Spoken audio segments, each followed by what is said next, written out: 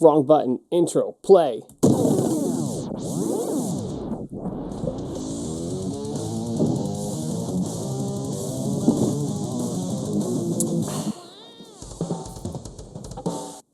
Welcome to Breaking Free Speech, the official Breaking Free Skate Park podcast.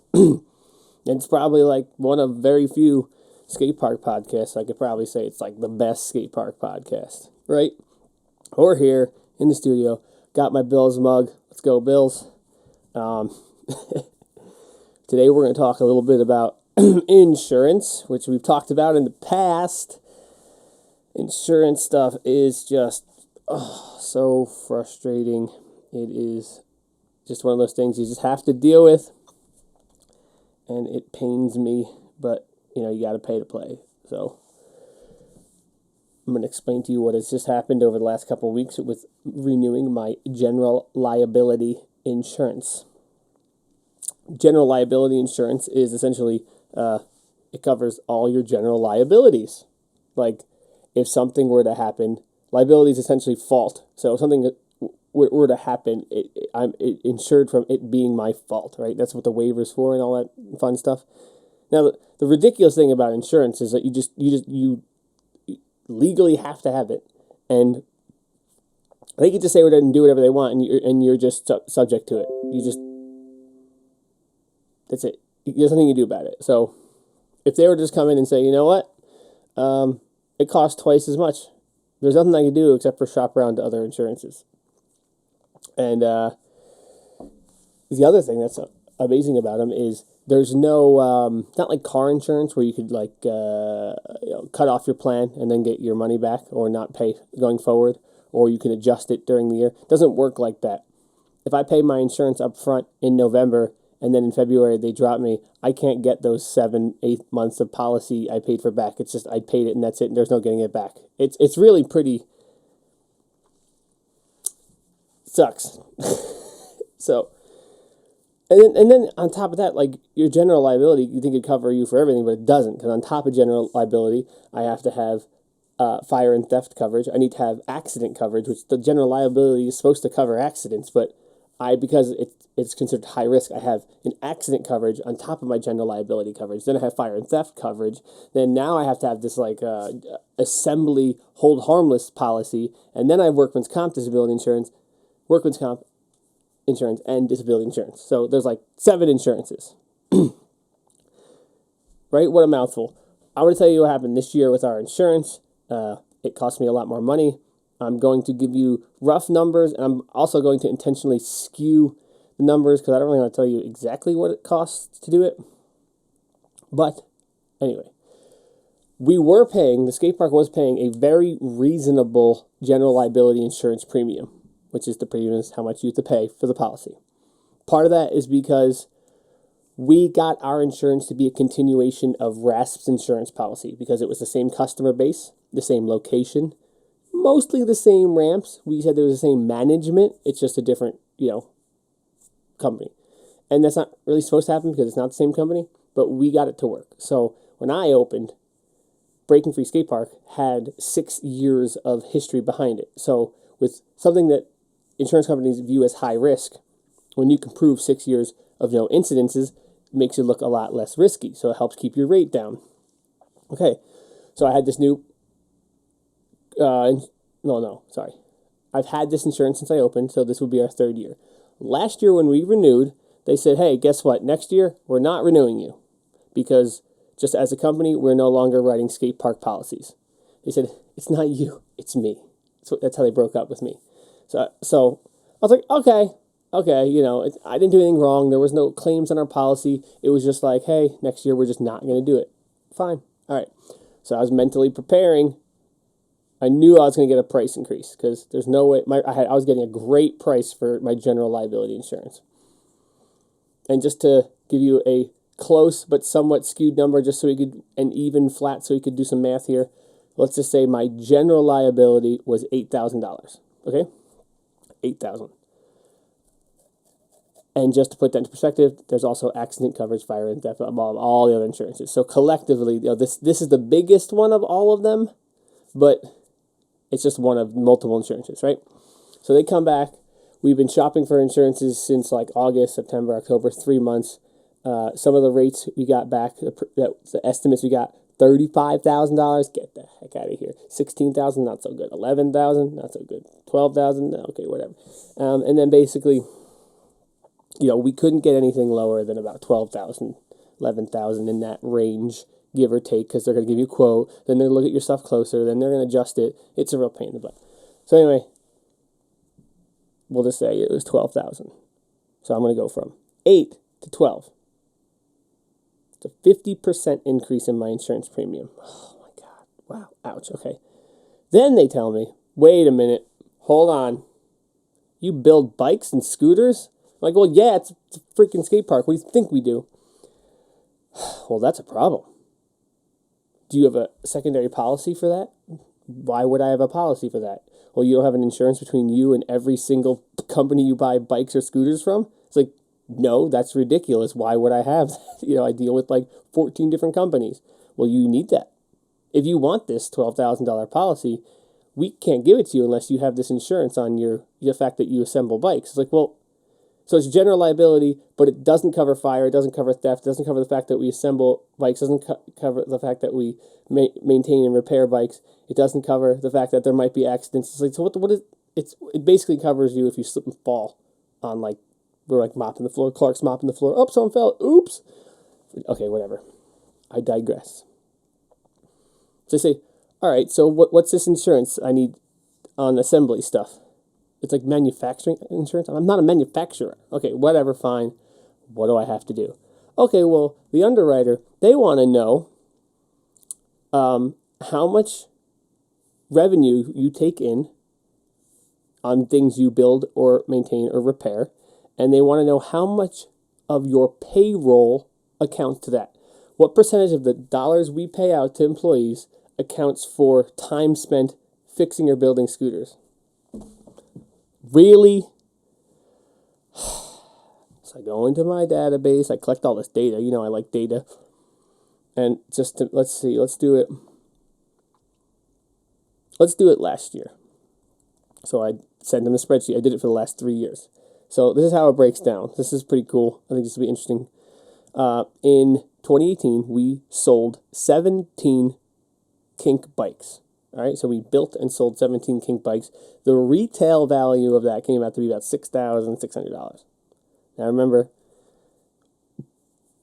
we talked about this earlier on, the profit margin, the margin on the markup of the bikes we sell is 40% or less. So if we took $6,000 in selling bikes, it means we probably paid probably about $4,000 to buy it. So we made about $2,200 something like that, right? Give or take, assuming that some of those bikes are it's a model year older now, so it's 10% off. So there's give and take on all that, right? Okay. Then last year we assembled and sold 40 scooters, right? Scooters a little bit cheaper, but we sold more than double. That came out to be about, we'll just round it, we'll say about 9,000, right? Okay, so what's that come out to be? Also labor. Okay, so we had only 87 instances when we charged labor or repair, which came out to be about $660. Okay. Total comes out to be about $16,000, which is not a lot given the overall, what the skate park does overall, and the fact that my rent is $8,000, right? All right, what's that? How am I supposed to figure out what that costs me in payroll? Okay, that sounds kind of confusing. All right, so let's say it takes about half hour to build a bike, 17 bikes, so that's 8 hours, 30 minutes, 40 scooters. A scooter's easy to build. It's like 5 minutes. Okay, 40 scooters, 5 minutes, we'll say it comes out 3 hours, 28 minutes. Your average labor or repair, I said about 5 minutes, give or take. Sometimes grips take about 3 minutes, other things take longer. All right. So that comes out to be 87 labor events in 5 minutes, 7 hours, 15 minutes, right? So that comes out to be, over the course of a year, based on these numbers, we spent, and by we I mean probably me, 19 hours working on equipment. Now here's the funny thing. They want to know how much payroll goes into building equipment. Well, that's kind of relative to how much time it actually takes to build it. Like, I could build a bike in 30 minutes because I've built literally hundreds of bikes. I've done it for over a decade. But also what the hourly wage pays into it. So can I just say, well, we spent 19 hours building stuff, and we'll just say minimum wage, $11.10. But what if I paid myself $20 an hour? Well, then that's going to cost almost double.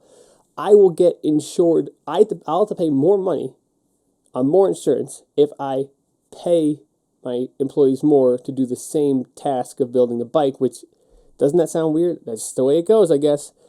But, to go back to numbers, I used $15 an hour because I think it's a nice even number.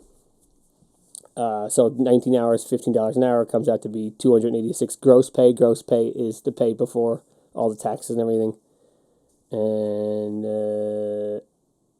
that's two. Let's just say let's just round it off. Let's just say it comes out to be $250. So they want to insure me for $16 in sales and $250 of payroll. That's not really a whole lot to insure. What do they want? What do they want for that? $1,000.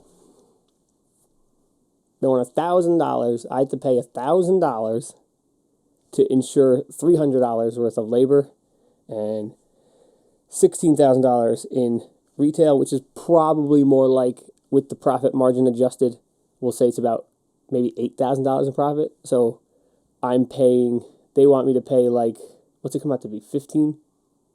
13% of what I would make in that particular realm, I now have to pay $1,000. And so it basically lowers our overall profit margin on all of that stuff down. When there are people out there and there's this narrative in the media and culture that like businesses are like crooked and like trying to reach around the back door and do all these corrupt things, it's because this is how it is, and two, it's not really the case. When there are bad players out there. There are big companies that do things that are less than ethical. When you have a business structure with a hierarchy of management, the farther you are away from the person you're making a decision for, the more you abstract that human into not a human, essentially. Then you can make more harsh calls because you can't stand right. Do you know how hard it is to stand right in front of someone who has worked for you and you've paid and they've helped you and you've grown together, and to say, listen, you suck and I can't have you work here anymore, like you're fired. Like that is it's so hard. I've never had to do that. I hope I never have to do it. It's terrible. It would give me such crazy anxiety, but whatever. There is so much red tape around running a business. It's and if I screw up any of these things, like, I'm totally effed. Like, they can come in, like an insurance company can come in, look at my numbers and be like, dude, you said 30 minutes to build a bike. Standard thing, we think it's an hour, so you're off on all your rates. So now that someone crashed on a bike and tried to sue you, and we think you falsified your numbers, we're just not going to cover you. Like, the insurance can literally just say, nah, you didn't do it right, so we're out. Like, it's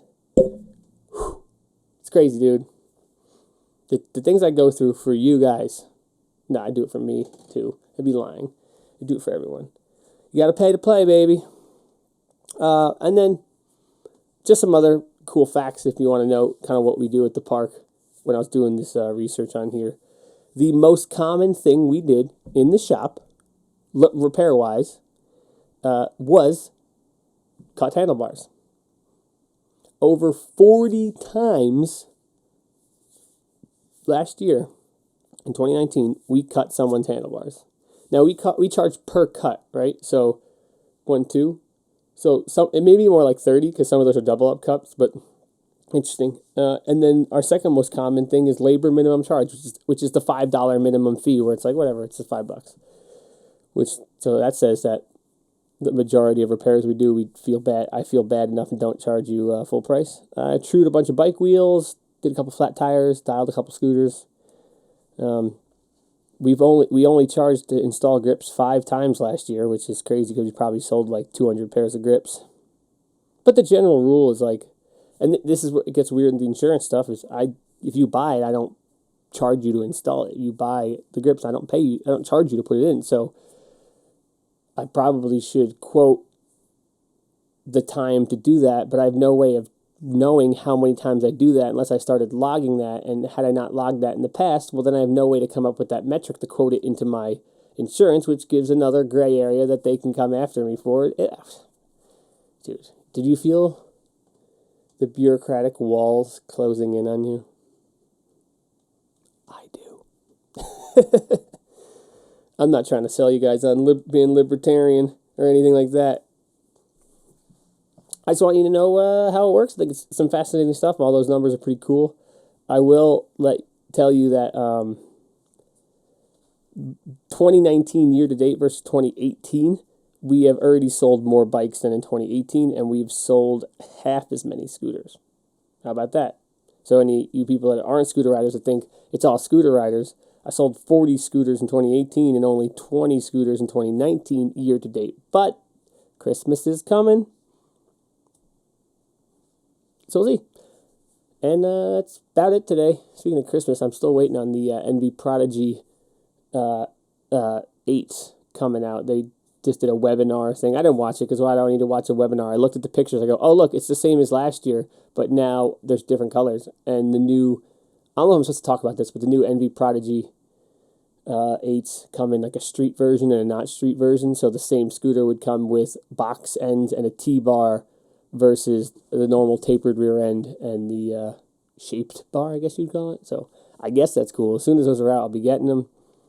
And also, anytime this week, we're going to be getting those Logan Fuller 6.66 wide decks coming in. I ordered them, so they're coming. That's pretty cool.